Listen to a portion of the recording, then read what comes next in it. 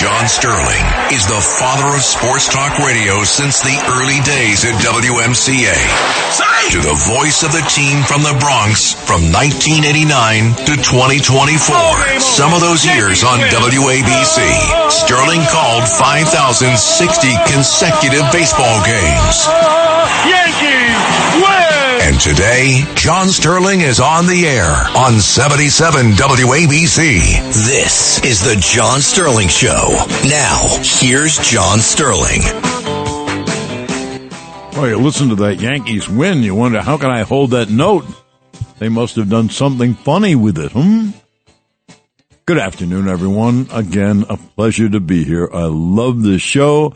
I love 77 WABC. I love Jonah Jackson. He's on the board. And Vincent Lospinoso also is somewhere around here. I don't see him in the... Oh, there he is. There he is. He's on the board as well. And we have a couple of great guests coming up that you're going to love. One has been voted, I'm going to do this, the seven times the best sports writer in Connecticut. Isn't that great? And then Upton Bell, whose dad, of course, Bert Bell, was the driving force of the NFL a way back. And Upton was as good a scout as football has seen, and was also the GM of the Patriots. So anyway, we have a lot of things to talk about. I wanted to talk about the vagaries of baseball, and because a couple of things happened in the past few days. And let me begin. A left-hander from the Phillies, Jesus Luzardo, started against the Mets on Thursday. The Mets banged him around. 4 runs and 5 hits in the first inning. You know what happened after that? He pitched a perfect game for the next 7 innings. Is that amazing? They banged him around in the first and scored 4. Then he pitched a perfect game, and then the Phillies came from behind and won it 6-4. Last night, Texas came into Citi Field, but they were without their 3 best hitters, Corey Seager, Marcus Semien, and Adolis Garcia. And also without Nathan Eovaldi, but he's been hurt before. Anyway, without Eovaldi, without Marcus Semien, without Corey Seager, they played 2 youngsters that I had never heard of. Obviously, they're called up. Once September comes, you can call up more people. And they had 2 people, and the second baseman was Cody Freeman, and the center fielder was Michael Hellman. So the Mets started Jonah Tong, and he couldn't get out of the first inning. And when he was about to get out of the inning with 2 outs, both Freeman and Hellman had base hits. Hellman had a big double, 2-run double down the line, and that led Texas to the victory. But the vagaries, when you see people predict baseball, laugh at them. No one can predict baseball. Not possible. Not possible. One other item, this has to do with New York. Oh, is this a New York item? You know, I've said about 1,000 times, well, you know, when you're on the air, as long as I was on the air, Jack Parr allegedly quit the Tonight Show. Well, he said, I've told every story I knew 3 times.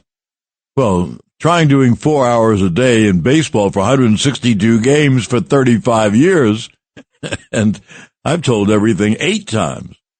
Anyway, I always say about New York, if one of your teams lose in any of the 4 sports I follow, basketball, baseball, hockey, football, if your team loses a game, that team becomes the worst team in the history of sports. Now, win a game, championship. There's no middle ground in New York, and that's why I had to laugh. I'm sure you did too. After one giant game, one game in a 17-game season, already they want Dable to bench Wilson. Russell Wilson's been a great quarterback in the league for years, and give the quarterback assignment to a kid who's just out of Mississippi. Who knows how he's going to play? He did look great in preseason. You should never accept anything that happens in preseason. You know, in baseball for all these years, I have said in spring training, let's say you play 30 games. Let's say you win all 30 games. Then you start the season. All you have to do is lose the first game, and no one will remember the 30 wins. Conversely, if you lose all 30 games, you know, and they're calling for your scalp, you're the manager or the general manager. Anyway, if you lose all 30 games and then you win your first game, no one remembers the 30 games. So that's why never pay attention to spring training or exhibition football or basketball. I've told this story before on the baseball games. I don't think I've told it here.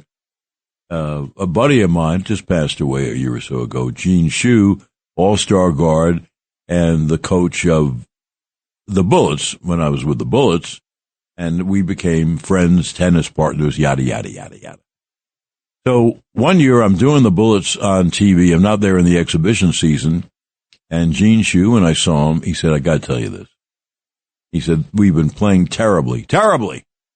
And he said, I went into the locker room after the last game, and I called over my Hall of Fame front line, Wes Unseld, Elvin Hayes, Bobby Dandridge. And Gene said to them, if I didn't know your names, you couldn't make my team. And they said, no, Gene, we're not playing. We're just running up and down to get our win. We're not trying to play. So think of that. Even if they're playing their players aren't playing. So that's what I have to say about the Giant quarterback situation. Give them a chance. I mean, it's one game. But in New York, we don't fool around in New York. In New York, you know, we don't fool. So, what would you like me to do? Shall we have? Oh, okay. I'll do that read, as we say. Read, meaning you have to read a spot. So I'm going to read the spot, but I have something to say after it, which is more important, much more important. Well, here's how the spot reads. It is high. It is far. It is crystal clear. Hear every moment with Phonak Lyric, where better hearing hits it out of the park. Go see Dr. Shelley today at NYC Hearing. NYC Hearing, and hear the world again. Now I have something to say, which I think you will love. Let's say you're thinking about this. Let's say your hearing is going a little bit. Mine has. You might not be as old as I am, and also I've been on the air for 65 years, so I've been blasting what they call gain volume into my ears for 65 years. I guess I'm going deaf. I tried a lot of different items, very expensive. I don't mind spending the money. None of them worked. And then I was sent, thankfully, by wonderful ABC to Dr. Shelley. And it's the greatest advancement I've had physically since my knees were done. They have a little instrument, tiny, and you put it toward your ear. You don't even get it all the way in, and you hear a beep. That means your hearing aid is on. And at night, when you want to shut it off, you again put this little thing in your ear, almost not in your ear. You just put it there, and you hear beep, beep. That means it's off. And this thing stays in your ear. You can shower, you can sleep with it. And I think they want it to go like 4 weeks or 5 weeks. And then you come back and they replace it. Anyway, it's the best thing I can absolutely say without fear of address at all. I can't tell you how great this is. I'm wearing one right now. And tonight, when I'm ready to go to bed, after all the baseball and football, I will put this little thing toward my ear. Beep, beep. That's it. You take it out. I mean, it's the easiest thing, and I'm a very unmechanical person. Even I can run this. So I must tell you, this is not just a commercial. This is the real thing. It's done wonders for me, and I can't love it more. Well, Dom Amore is standing by, and we're going to go to Dominic in just a moment. We'll pay some bills, and we'll get back. Where are we going to get back? At 77 WABC.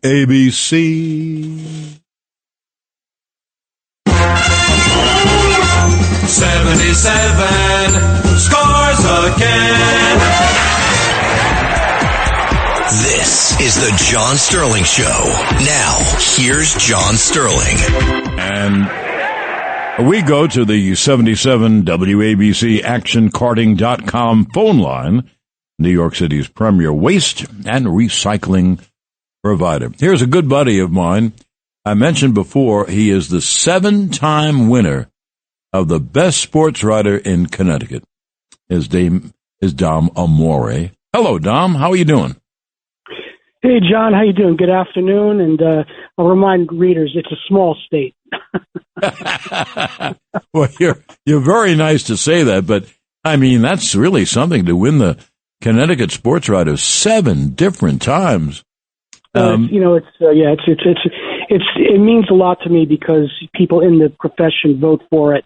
And, you like to have the respect of your peers. Right. Oh, absolutely. I think that's the greatest thing when your peers tell you that you really enjoyed something. I was with the Hawks just before I got the Yankee job in the summer of '88. And the trip was exhausting.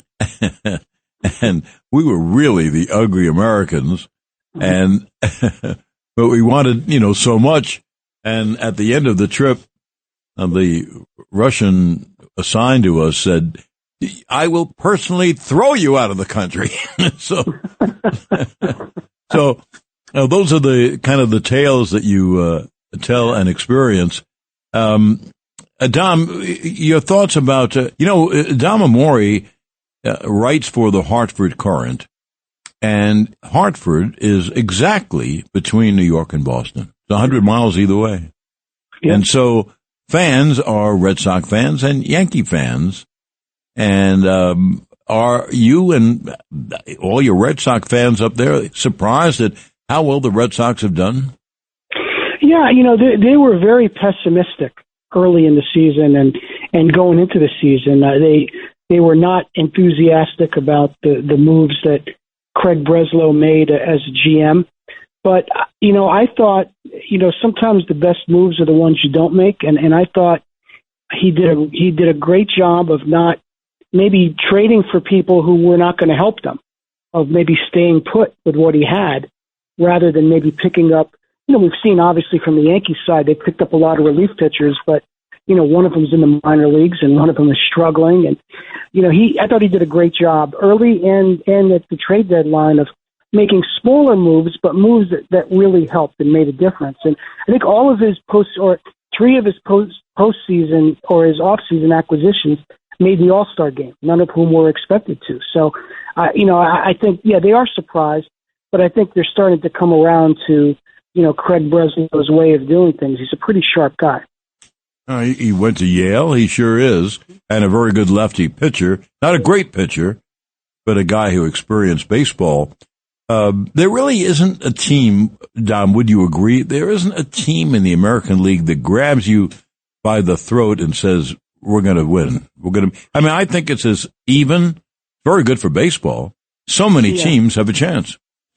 Yeah, I agree with that completely. And I don't know that there's a team in the National League that really grabs you. Milwaukee had that long winning streak and they separated themselves a little bit, but they've kind of come back to the pack, and Philadelphia has a chance to overtake them. And the Dodgers have certainly not been unbeatable, nor has San Diego. So I don't know that there's any team in the game this year that is going to win 100 games and be that kind of odds-on favorite. I think it is very even. And the thing, our friend Susan was saying on the radio the other night how so many teams have just been either unbeatable for a couple of months and then terrible for a couple of months, right? I mean, the Yankees had the best record in baseball for 2 months. Then they had the worst record in baseball, even worse than Colorado almost for 2 months.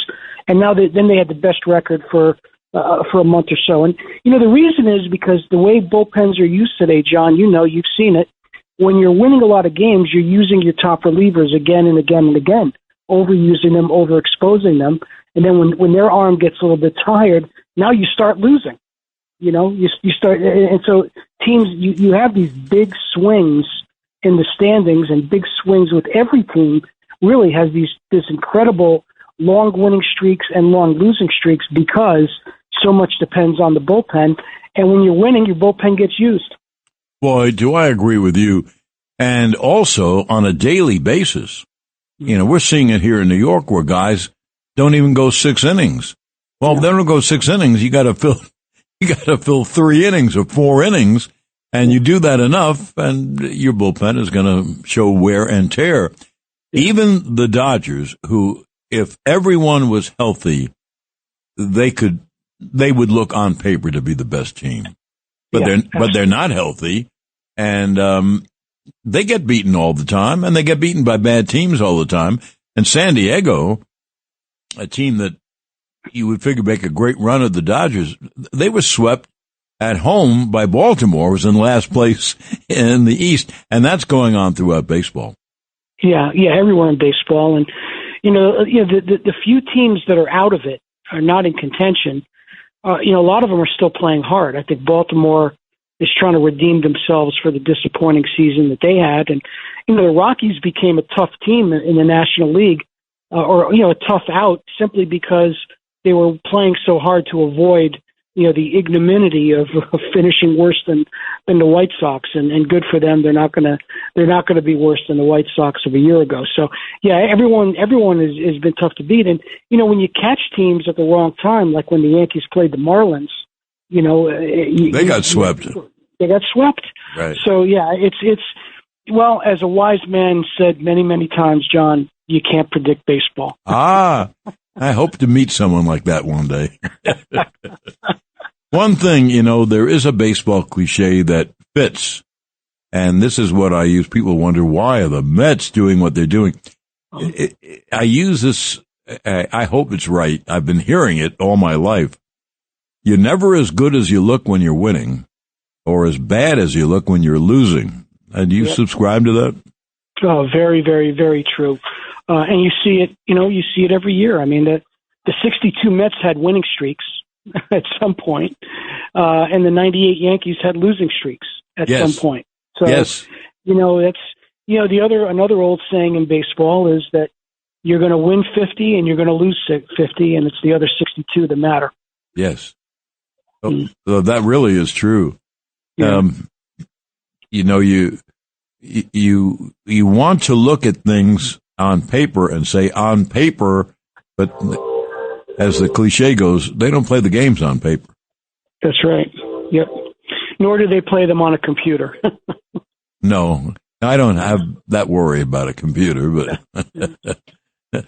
how are things up in Connecticut as they look at their big basketball season? I mean, it's amazing that the little state of Connecticut up in the Northeast could have such great women and men's basketball teams at their university. Well, I always say that, basketball is a lot like pizza. Connecticut didn't invent it, but we do serve it up a little better than the rest of the world right now. So we have the best pizza in New Haven, and I know I'm asking for trouble saying this on a New York station, but we've got the best pizza, and we've got for the moment the best college basketball. And the big story basketball-wise in Connecticut, John, actually is not even UConn, but it's the long drawn-out fight to keep the WNBA in Connecticut. Which, this is one of the few places where the WNBA took hold. And in a lot of ways, the franchise here saved or helped save the league by taking that Orlando franchise and making a go of it. And now, of course, there are a couple of cities trying to take the team away, and WNBA is trying to force it. So, obviously, Connecticut is very serious about its basketball, and that extends even to the WNBA, and that's I don't know how that's going to turn out, but right now it's it's a big fight. And the WNBA probably should be happy that there are actually people fighting over franchises when not too long ago they were fighting to keep franchises solvent. Oh, absolutely. Caitlin Clark has done a lot for that league. And believe me, I know the difference between chartering and taking commercial, because it wasn't until the 90s that basketball started chartering. Baseball's always chartered. It's very tough. I get the Boston Globe, Dom, because it has a great sports section, like the Post. And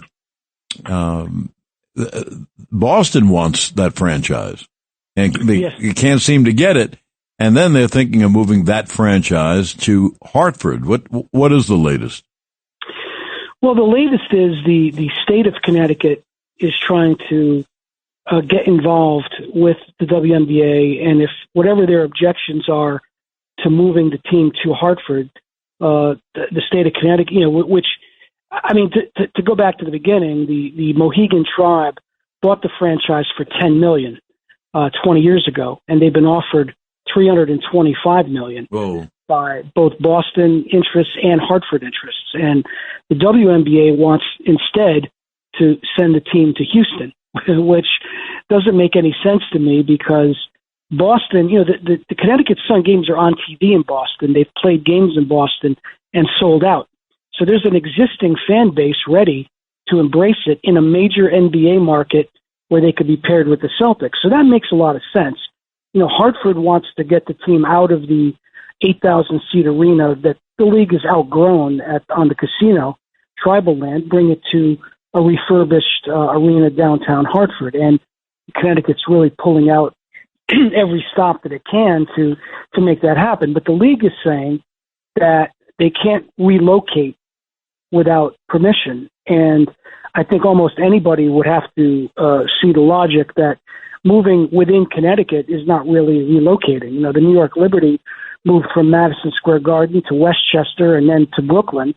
So that wasn't considered relocating. So I don't know why moving from Montville, Connecticut to Hartford, Connecticut is relocating. I don't even think Boston would be relocating. It's 100 miles away, and there's no other team in New England. There are only 13 teams in the league. Each team's territory should be very, very broad. So it doesn't make any sense for the WNBA to turn its back on an existing fan base and tell them, well, you're going to have to wait 10 years for an expansion team, but we're going to send this team to Houston, where they had a championship team that couldn't be sustained there. They had to move out. So I'm mystified by the NBA/WNBA posture on this. And as much as I would like to see the team stay in Connecticut, Boston might make more business sense. But Houston, which seems to be what the league wants, that makes zero sense to me. It's not legally or in terms of business. Me too.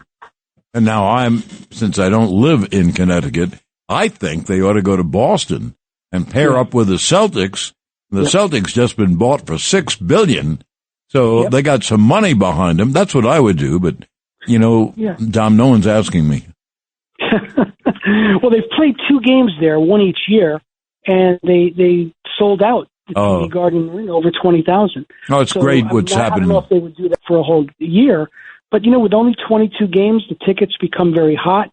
When Clark comes in, when Paige Beckers comes in, when Asia Wilson comes in, there's going to be, and there'll be, soon Juju Watkins will be coming in, and there's going to be a chance that they would sell out all 22 home games wherever they go, but particularly in Boston. So, Boston, makes sense. As much as I'd hate to see them leave Connecticut, I couldn't necessarily argue with Boston, but I can and will and do argue with Houston. That just makes no sense.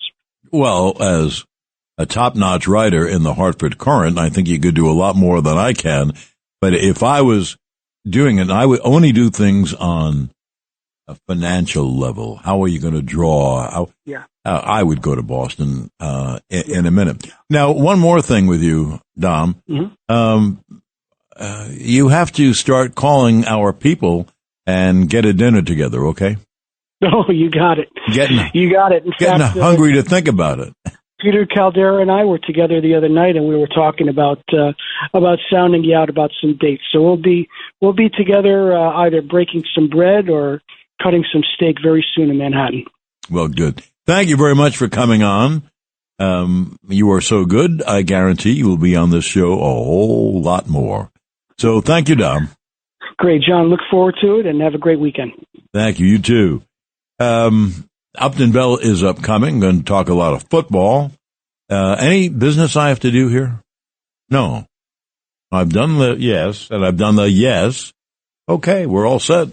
Well, let's get back after some commercial messages here at 77 WABC. You'll win. Let's go with 77 WABC. This is the John Sterling Show. Now, here's John Sterling. And just to comment before I bring on my next guest, I know I mentioned this before. I'm only doing it because it's so true. It's so accurate. I swear to you, this is not, quote unquote, a commercial read. It's a real thing. It's solved my hearing problems. Absolutely solved them. I couldn't recommend it more. I would recommend it 100%. Here is a longtime friend of mine and a football guy among all things, Upton Bell. And Uppy, how are you today, my boy? Still excited, John, from the Sunday night game between Buffalo and Baltimore. Maybe the best regular season game I've ever seen. Whoa. And you've seen a lot. Over 800 regular season games and probably another 100 to 200 playoff games. But what made this game so special was, number one, it was the first game of the season. So you expect in this NFL era that there are going to be a lot of mistakes. Guys aren't quite in shape because of the rules at training camp. But this lived up to everything that I would see in a playoff game. It had two quarterbacks that are going to go to the Hall of Fame eventually. They had up and down the field excitement. They had probably the best running back in football still today, Derrick Henry. They had the Baltimore defense, which is considered one of the best in the league. And yet the game ends up 41-40, with most people leaving either their TV sets or leaving the stadium because there was another record in the game that actually maybe will never be equaled again. And with 4 minutes left in the game, 15 points were scored to bring Buffalo back in the game again. And the greatest runner in the game, at 151 yards, Derrick Henry, was the guy that keyed the ending of it by fumbling. So there were so many elements in it. Both Jackson and Allen, great runners. Rocket arms, intelligent. Both of them don't need, by the way, which is a pet peeve with me. Both of them, and of course, the great Kansas City quarterback, none of them need for plays to be called for them. They have a sense of the field and a sense of the game like very few. So all of the elements were there for what, again, I said is probably the best game I've seen, particularly in the first game of the season. Yeah, I thought it was a great game, too. I am a great fan of Josh Allen, except there are times when I see Lamar Jackson play, and I think, gee, no one can stop him. No one can catch him. And have you noticed, Upton, that Lamar Jackson is not spooked by a defensive player being 2 or 3 steps away from him? He can just run away from him and does all the time. And how foolish was Tennessee to give up on Derrick Henry? Well, yeah, what you're right. And a lot of teams make mistakes and they get rid of them. They want to shed payroll. They want to do so many different things. And it was done because when you have a guy like Derrick Henry and you've got probably the best running quarterback in NFL history. Right. Oh, absolutely. And you have that type of situation, and you have a damn good passing game, pretty good receivers, a good offensive line, and by the way, maybe the best defense in the NFL. And yet, this is the thing that's so fascinating about football. And of course, you did Yankee games and seen everything. But in football, just one play changes everything. And yet, here's maybe the best defense in the AFC, with the best running quarterback, with the best runner, with good receivers, and yet they lose to the guy who I consider Superman at 250. I mean, think of how many quarterbacks are that size with that rocket and arm. And the other thing is, he's not quite as nifty as Jackson, John, but Allen is a force when he runs with a football. Think of somebody coming at you, 250 pounds coming at you. I mean, I know it's the NFL, but you want to get hit with a guy like that. Now, it's interesting because when he first came up, a lot of people here thought they knew what they're talking about, said this guy's stupid, he has a lot of ability, he's got the great size, maybe the best size we've ever seen, but he's just a dumb guy. Well, he ain't so dumb now. In fact, he can't get over the hump to Kansas City, but ironically, the Ravens can't get over the hump to the Bills. Yeah. It's an incredible setup here. Yeah, well, they call that horses for courses. I guess, first of all, let's talk about Buffalo, which you were talking about beautifully, because they play here on Sunday, tomorrow. I get mixed up on days. But anyway, it's interesting whenever you see Buffalo. I love Josh Allen, and it's fun to see him. But that's a great test for the Jets tomorrow. I watched the Jets game, and I really like their quarterback. I think that what happened to him was, he was drafted high by the Bears, number one choice by the Bears. Then they gave up on him. He went to Pittsburgh. They gave up on him because they wanted Aaron Rodgers. But I can tell you, Justin Fields really played well on Sunday. I think the Jets might have found their quarterback. I like their new coach, and if Woody Johnson could stay the hell out of the mix, he and his kid, maybe, just maybe, John, they could be damn good. I don't think it's going to be any layup for the Bills tomorrow. And what you have to be really careful of when you play an emotional game like that, your first game of the season, and everybody is anointing you on probably the greatest regular season comeback of all time. And then you come into New York. The Jets, by the way, have always given him a hard time and Buffalo a hard time. And yet you have a guy like Fields who can run. And I mean, that's what the modern quarterback is today now. They get bigger. They get faster. A lot of them have great arms. And they all can run, the really good ones that are coming out of college. The one thing that they don't have, and I think this is what happened to Fields. When you're in college today, the coach calls everything. I mean, you don't have to do a damn thing except run the play. And you're not used to the defenses. You're just getting by in your athletic ability. I think college has really done a disservice to themselves and to the kids for the pros. Now, they don't give a damn about that.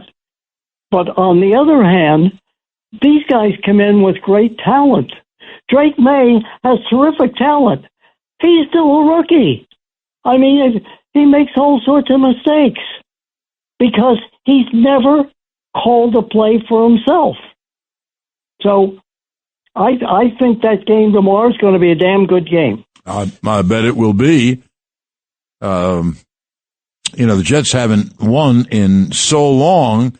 Well, you know what New York is like. I kidded before about it. When you lose a game, you're the worst team in history in that sport. When you win a game, championship. So, and your dad You were talking about, Buffalo might lose that game to the Jets. Remember, your dad was one who said, I want, after 2 games, everyone in the league to be 1-1.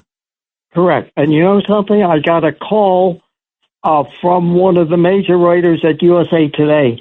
He said, I never knew that it was Bert Bell that said on any given Sunday any team can beat any other team. And it was because of the way he scheduled things. He ran the schedule. There's no computer for Bert Bell. Now, there were less teams in the league.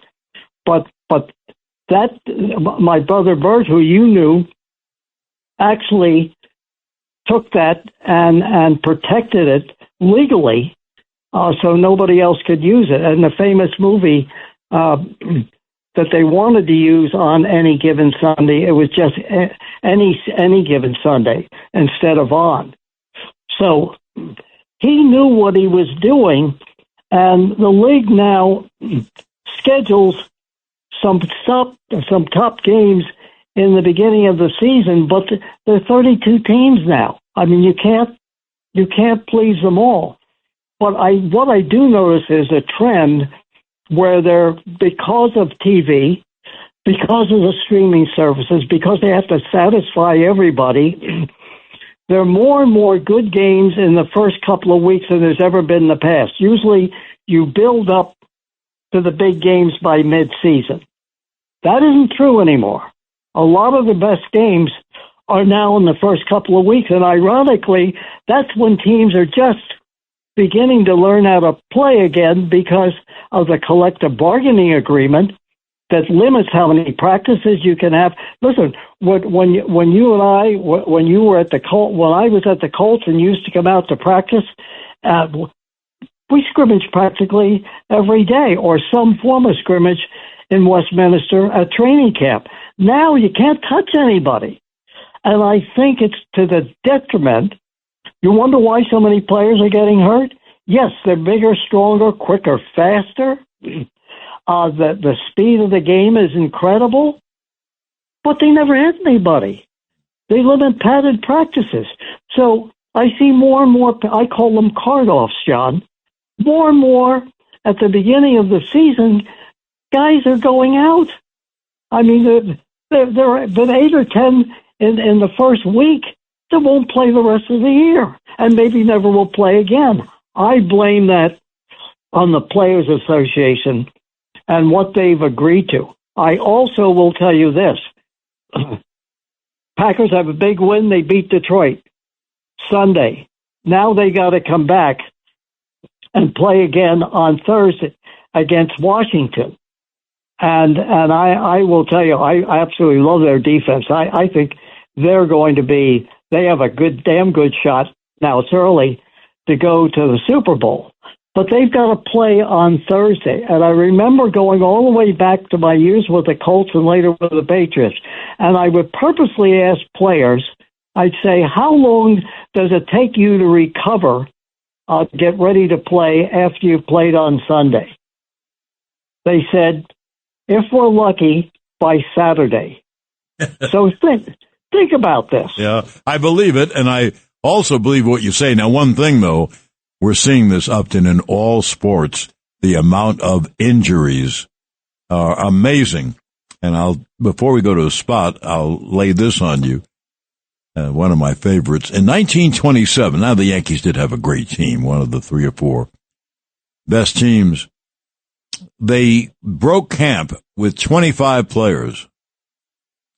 And at the end of the year, they had the same 25 players. No one went on.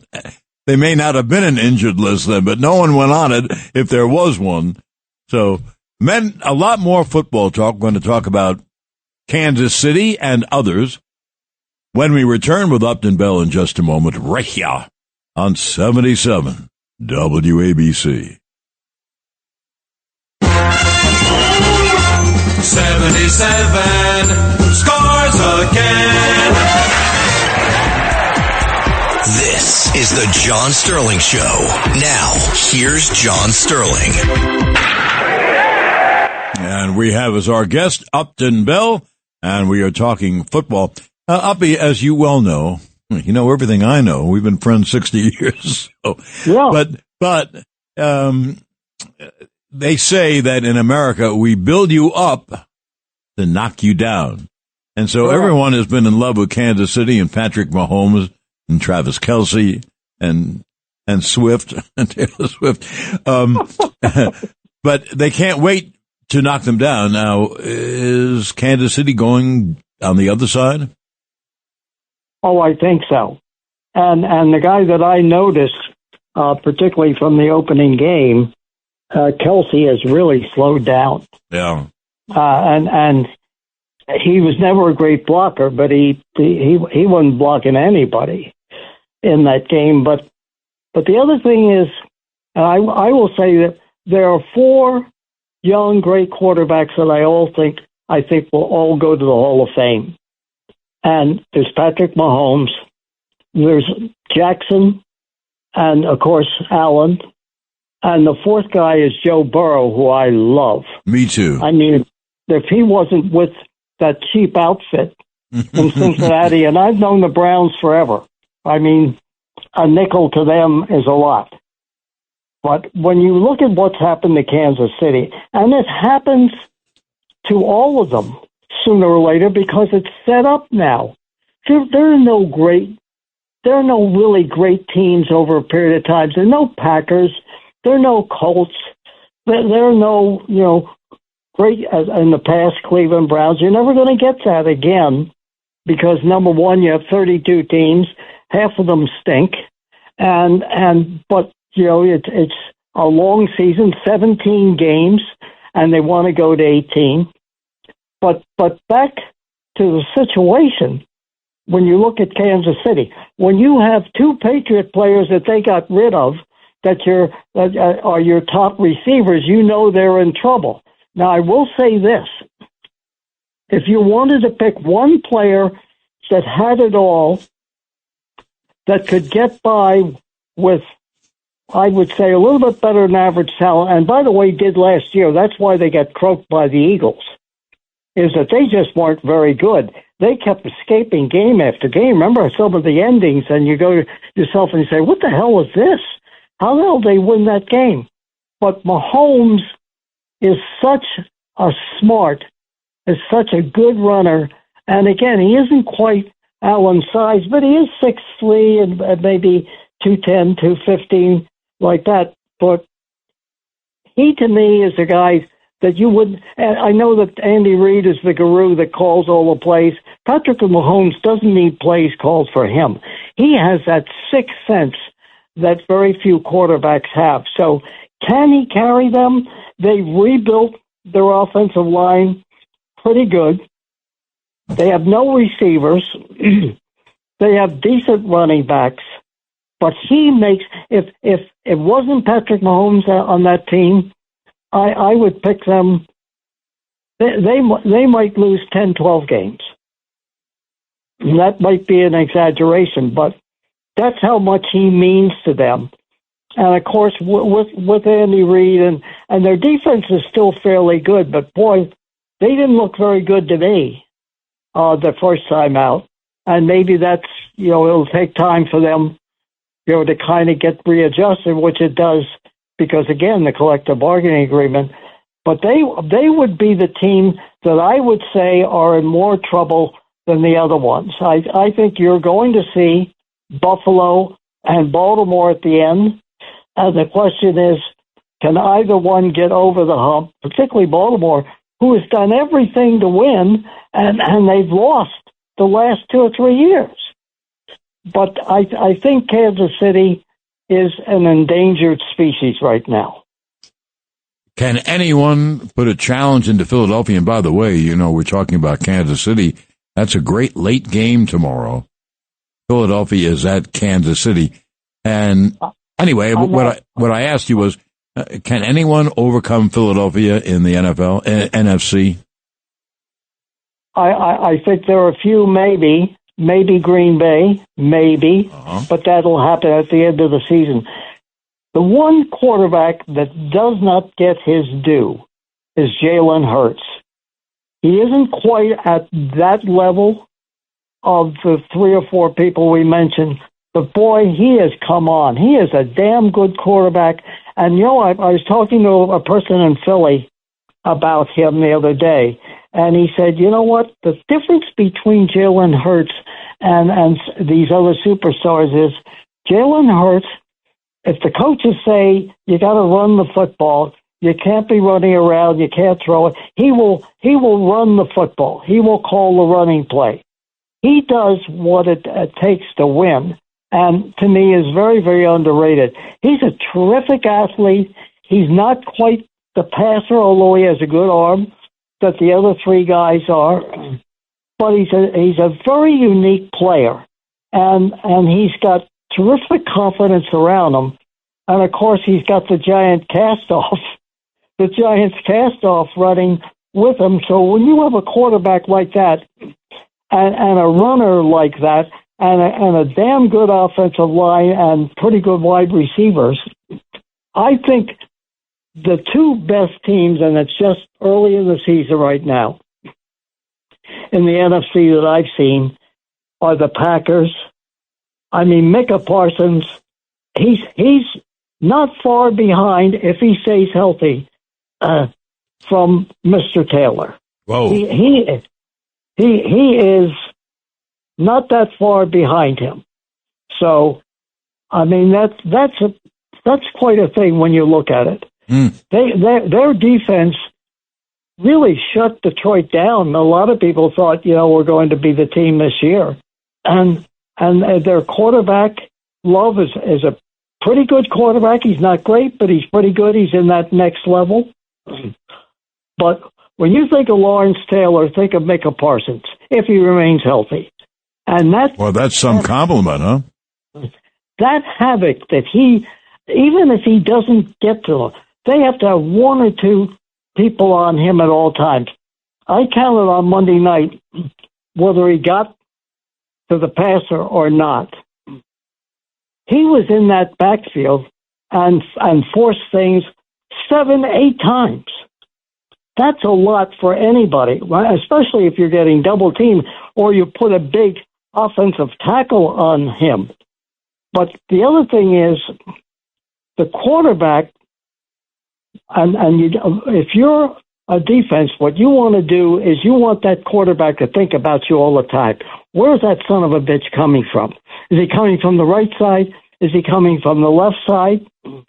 And every time, and the announcers were saying, and I could see it on my screen, I said, this guy is such a factor even if he doesn't get to the quarterback. Because if you have a quarterback thinking about you all the time, and particularly if you're in the shotgun, it isn't like you're under center, but if you're in the shotgun and you're afraid of a guy getting to you when you're 6 or 7 yards back, and you know what a factor that defense is. Yeah. You made a comment about Joe Burrow and the Bengals, and they're thought of in the league as being very short with cheap. Many years ago, 1,000 years ago, Jimmy Powers in the news used to call Branch Rickey El Cheapo. Well, anyway, there was a writer in town, Hondo. He was great, and because they were cheap, he called them the Bengwads instead of the Bengwads. So, Upton, we have to run. We have things to do. And things to do mean commercial things to do. But I can tell you this, my boy, you will be on this show a whole lot. You might be going to the Hall of Fame just through this show. So, thank you for coming on. I'm with a Hall of Famer. Yeah. I'm with a Hall of Famer, so great. Okay. So, thank you. And as they say, come on back, okay? Thanks, John. Thank you. Appreciate it. Upton Bell knows his subject. Yee. That was the 77 WABC ActionCarting.com phone line, New York City's premier waste and recycling provider. For me, this show is such a joy. Obviously, it's very easy to do because I always put friends on who can talk and have opinions and know their subject. And that was the subject today. with Don Amore and Upton Bell. And we will see you, I guess, next Saturday. Not I guess. We will see you next Saturday. I wouldn't miss this for the world. Upcoming is our old buddy Vinny Madugno, who is going to sing and dance his way into your heart, I guarantee. And then next week, we will come back. Don't forget about the hearing. I don't have to do this. I'm not getting paid to do this. I'm telling you, it's the greatest thing I've ever had and solved all my hearing problems. So think about that. And thank you very much for tuning in. Thanks to Jonas Jackson, Vincent Los Pinuso, and, of course, the Rich Rattabali. Thank you. This is John Sterling. It's been a pleasure.